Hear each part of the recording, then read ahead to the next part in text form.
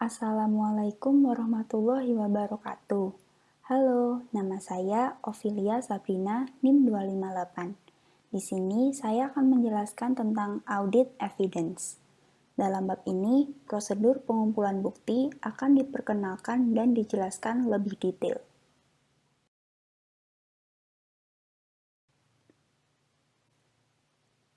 Assertions. Asersi merupakan tanggung jawab pihak yang bertanggung jawab atas tata kelola untuk memastikan bahwa laporan keuangan disiapkan untuk memberikan pandangan yang benar dan adil tentang entitas dan operasinya. Auditor menggunakan asersi untuk transaksi, saldo akun, penyajian, pengungkapan menilai risiko salah saji material, dan saat merancang prosedur auditnya. Ada 3 macam asersi, yaitu yang pertama, asersi yang digunakan untuk transaksi dan peristiwa termasuk item laporan laba rugi. Untuk suatu periode akuntansi adalah yang pertama kejadian, yaitu transaksi dan peristiwa yang telah dicatat dan berkaitan dengan entitas. Kelengkapan yaitu semua transaksi dan peristiwa yang seharusnya dicatat. Ketepatan yaitu jumlah dan data lain yang berkaitan dengan transaksi dan peristiwa yang dicatat telah direkam dengan tepat. Memotong yaitu transaksi dan peristiwa telah dicatat dalam periode akuntansi yang benar. Dan yang terakhir klasifikasi, yaitu transaksi dan peristiwa telah dicatat dalam akun yang benar. Yang kedua ada asersi yang digunakan saat menguji item-item neraca. Yang pertama ada eksistensi, yaitu ada aset, kewajiban, dan kepentingan entitas. Lalu ada hak dan kewajiban, yaitu entitas memegang atau mengendalikan hak atas aset dan kewajiban dari entitas. Selanjutnya ada kelengkapan, yaitu semua aset, kewajiban, dan kepentingan entitas yang seharusnya dicatat. Dan yang terakhir ada penilaian dan alokasi, yaitu aktiva, kewajiban, dan kepentingan entitas dimasukkan dalam laporan keuangan di jumlah yang sesuai dan penilaian yang dihasilkan atau penyesuaian alokasi direkam dengan tepat. Lalu yang ketiga ada asersi untuk presentasi dan pengungkapan, yaitu yang pertama ada keberadaan hak dan kewajiban, yaitu peristiwa, transaksi, dan hal-hal lain yang diungkapkan telah terjadi dan berkaitan dengan entitas. Lalu ada kelengkapan, yaitu semua pengungkapan yang seharusnya dimiliki dalam laporan keuangan telah dimasukkan. Lalu ada klasifikasi dan dimengerti, yaitu informasi keuangan disajikan dan dijelaskan dengan tepat dan pengungkapan diungkapkan dengan jelas. Dan yang terakhir ada akurasi dan penilaian, yaitu informasi keuangan dan lainnya diungkapkan secara adil dan sesuai jumlah.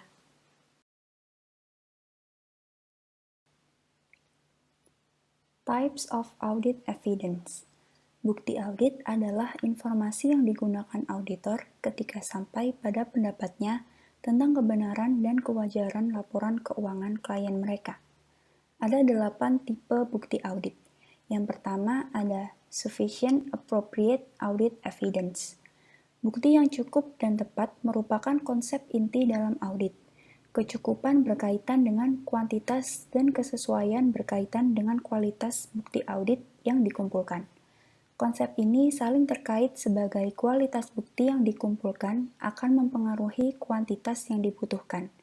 Risiko audit mempengaruhi kuantitas dan kualitas bukti yang dikumpulkan oleh auditor selama respon risiko tahap audit. Kesesuaian bukti audit dipengaruhi oleh sumbernya dan oleh asersi audit beresiko.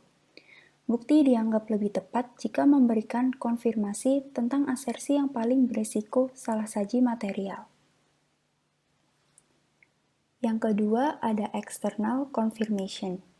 Konfirmasi eksternal dikirim langsung oleh auditor ke pihak ketiga, yang diminta untuk menanggapi auditor tentang hal-hal yang termasuk dalam surat konfirmasi.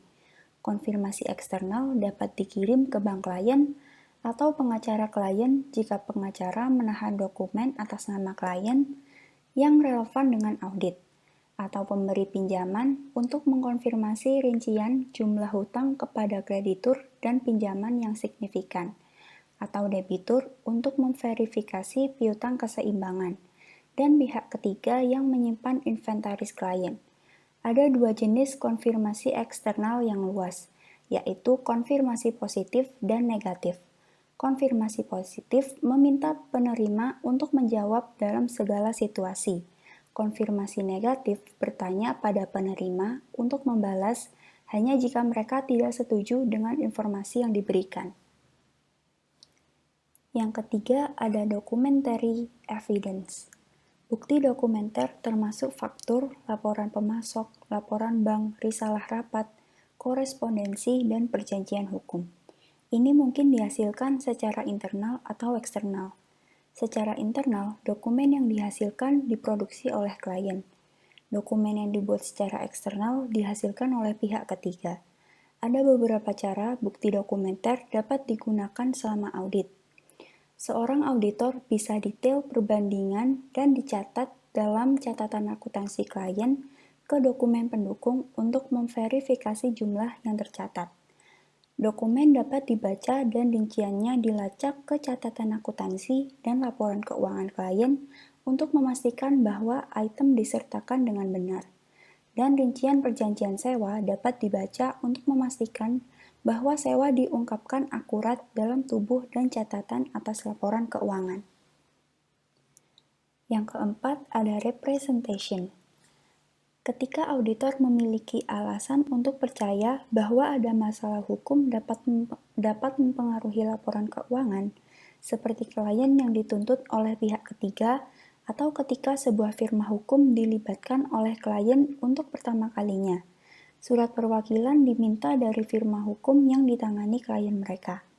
Sebuah surat perwakilan hukum umumnya dikirim oleh klien untuk pengacara yang meminta mereka untuk menyelesaikan surat representasi dan dikirimkan langsung ke auditor yang mencakup masalah hukum apapun yang melibatkan klien. Representasi tertulis mensyaratkan bahwa auditor berusaha untuk mendapatkan perwakilan tertulis kebencian dari manajemen klien mereka. Sebuah surat representasi manajemen umumnya mencakup pengakuan bahwa manajemen bertanggung jawab atas penyusunan laporan keuangan. Yang kelima, ada verbal evidence. Sepanjang audit, auditor bertemu dengan manajemen klien dan staf untuk membahas berbagai masalah. Bukti verbal digunakan saat memperoleh pemahaman tentang klien dan sistem pengendalian internalnya. Ini dapat digunakan untuk menguatkan bentuk bukti lain. Bukti verbal didokumentasikan di kertas kerja auditor sehingga semua diskusi penting dengan klien disimpan sebagai catatan. Yang keenam, ada computational evidence. Bukti komputasi dikumpulkan ketika auditor memeriksa keakuratan matematis dari angka-angka yang muncul dalam laporan keuangan. Ini menambahkan kembali entry yang termasuk dalam jurnal dan buku besar klien. Ini melibatkan komputasi ulang lebih banyak dengan perhitungan rumit. Yang ketujuh, ada physical evidence. Auditor mengumpulkan bukti fisik melalui inspeksi klien berwujud aset seperti inventory dan aset tetap. Auditor menjamin jumlah aset yang dicatat untuk mendapatkan bukti bahwa aset tersebut ada. Auditor juga melacak rincian aset berwujud yang dimiliki kembali ke jumlah yang tercatat. Dan yang terakhir ada electronic evidence. Bukti elektronik termasuk data yang disimpan di komputer klien, file dikirim melalui email ke auditor, dan item yang dipindai dikirim melalui fax. Transaksi biasanya dimulai dan disimpan secara elektronik. Mereka tidak meninggalkan jejak kertas sama sekali. Auditor dapat mengandalkan bukti elektronik yang dihasilkan oleh komputer klien mereka, dan sistem akan sangat bergantung pada kontrol internal yang ada.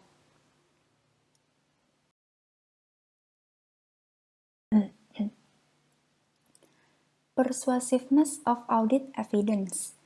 Ketika auditor mengakses catatan klien mereka, Mereka kemudian mencari penguat bukti untuk membuktikan bahwa jumlah yang tercatat akurat. Ada 3 kategori besar dari bukti yang menguatkan, yaitu yang pertama, internally generated evidence. Bukti yang dihasilkan secara internal adalah yang paling tidak meyakinkan, karena hanya dapat digunakan untuk memverifikasi bahwa klien memilikinya secara akurat dan mengubah informasi ini menjadi laporan keuangan. Artinya, saat klien menghasilkan dan menahan bukti ini, ada kemungkinan bukti tersebut dapat dimanipulasi atau dihilangkan. Yang kedua, externally generated evidence held by the client.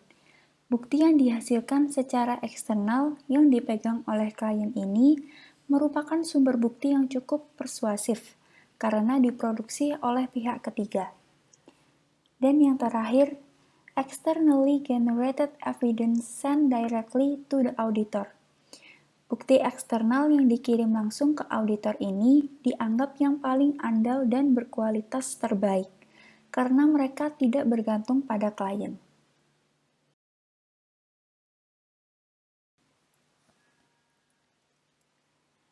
Using the work of an expert.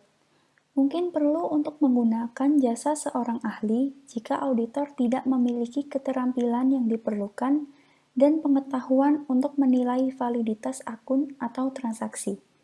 Ada beberapa penilaian bagi auditor jika ingin menggunakan pekerjaan pakar auditor. Yang pertama ada assessing the need to use an expert.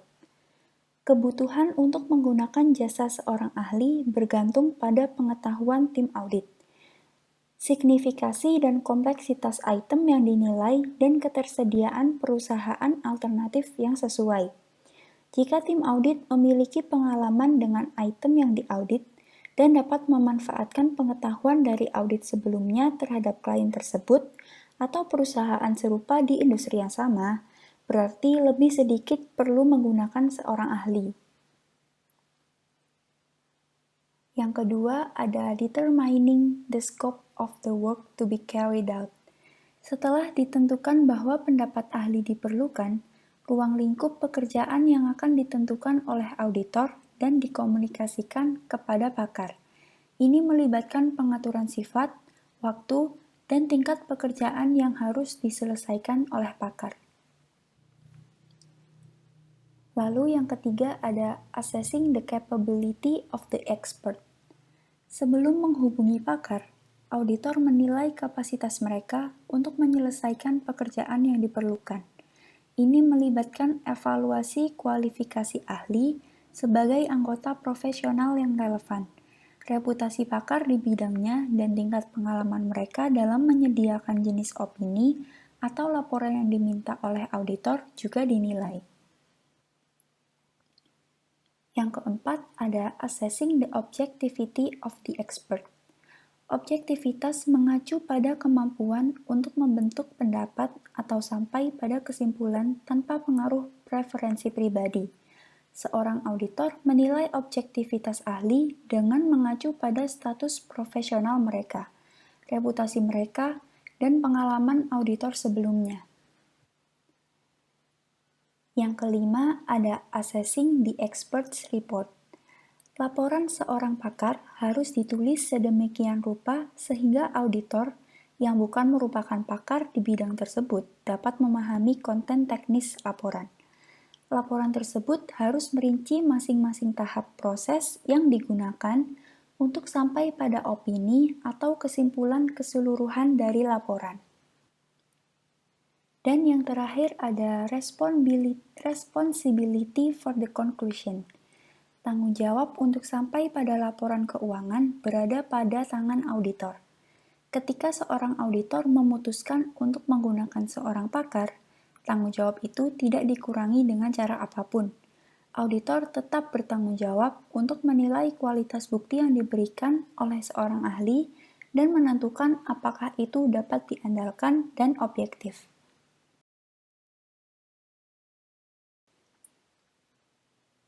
Using the work of another auditor. Saat membuat keputusan penerimaan atau berkelanjutan klien, Auditor akan mempertimbangkan kapasitas mereka untuk melakukan dan proporsi dari laporan keuangan yang harus mereka andalkan pada auditor lain atau biasa disebut dengan auditor komponen. Grup mitra perikatan harus mengaudit sebagian besar laporan keuangan klien dan memiliki pengetahuan tentang komponen laporan keuangan yang tidak diaudit sendiri. Jika tidak demikian, file perusahaan tidak boleh menerima atau terus mengaudit klien. Saat menugaskan pekerjaan kepada auditor komponen, rekan perikatan grup akan mempertimbangkan kapasitas auditor lain untuk melakukan pekerjaan itu. Rekan perikatan grup juga akan mempertimbangkan reputasi tugas auditor komponen dan memastikan bahwa mereka adalah anggota dari badan profesional yang bereputasi baik.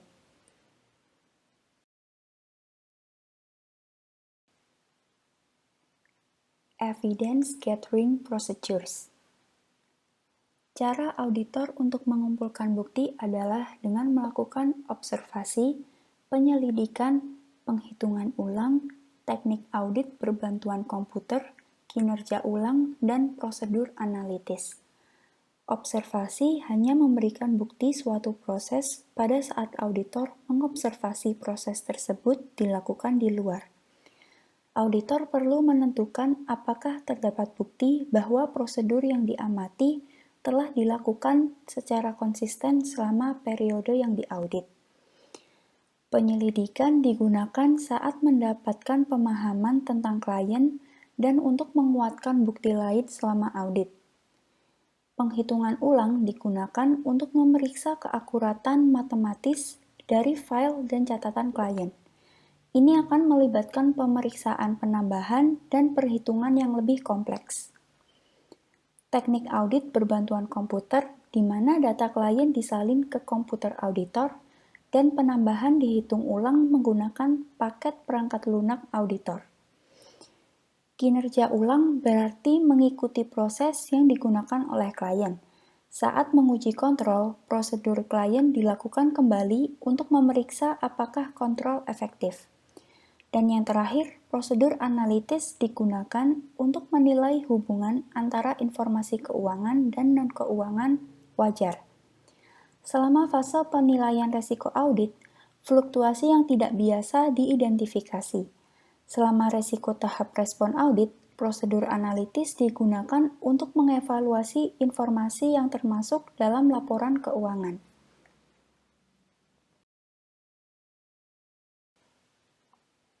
Sekian penjelasan tentang bab 5 ini. Apabila ada kesalahan kata, mohon maaf sebesar-besarnya. Wassalamualaikum warahmatullahi wabarakatuh.